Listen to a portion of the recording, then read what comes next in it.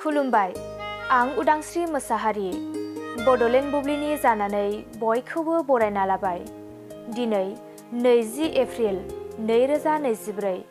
नोंथांमोननो बड'लेण्ड बुब्लिया दिनैनि साना मा मानि थाखाय मिथिजायो एबा दिनैनि सानाव मा मा हाबाफारि फालिनाय जायो नोंथांमोननो फारि फारि बड'लेण्ड बुब्लिया फोरमायगोन।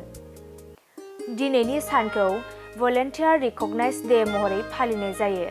भलेन्टियार रिकगनाइज डेआ बैसोर सुबुंफोरनि जाय स्वार्थ गैयाजासे गुबुननि जिउआव मुलाम्फा खालामो आरो जों सुबुं माहारिया जिब जुनारफोरनो हेफाजाबनि आखाय होनानै जों गासैबो मिथिंगायारि महरै मुलुगखौ मोनसे साबसिन जायगा बानायनो थाखाय खामानि मावगासिनो दं।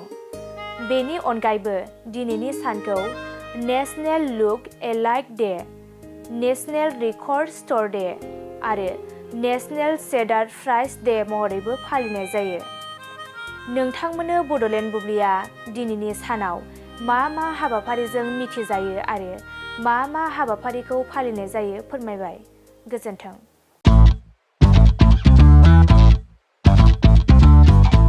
गोजोनथाव खौरां! नोंथाङा नोंथांनि गला एबा अफिस फसंथानफोरखौ जोंख्लाब माख्लाब साजायनो गोसो गैया नामा?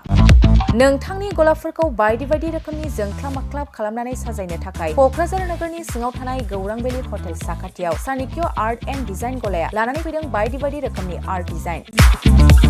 क'क्राझार नोगोरनि सिङाव थानाय गौरां भेलि हटेल साखाथियाव चाणक्य आर्ट एन्ड डिजाइन गलाया नोंथांमोननि थाखाय लानानै फैदों नोंथांनि गलाखौ जोंख्लाब माख्लाब खालामनो गोबां रोखोमनि आर्ट डिजाइन। बेफोर आर्ट डिजाइनफोरनि गेजेराव दं 3D signboard, 2D signboard, acrylic trophy, SAP panel, name प्लेटार्स, रेट्र', रिफ्लेक्टिभ साइनबोर्ड, नियन साइनबोर्डफोरनि आर्ट डिजाइनफोरखौ नोंथाङा चाणक्य आर्ट एन्ड डिजाइन गलानिफ्राय मोनफुंनो हागोन।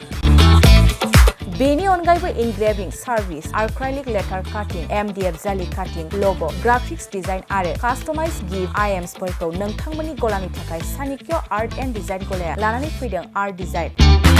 गोबां बाथ्रा मिथिनो थाखाय नोंथाङा नैबे 9706125636 6900981649 जानबुं नम्बरनि गेजेरजों खौरां लाहरनो हागोन।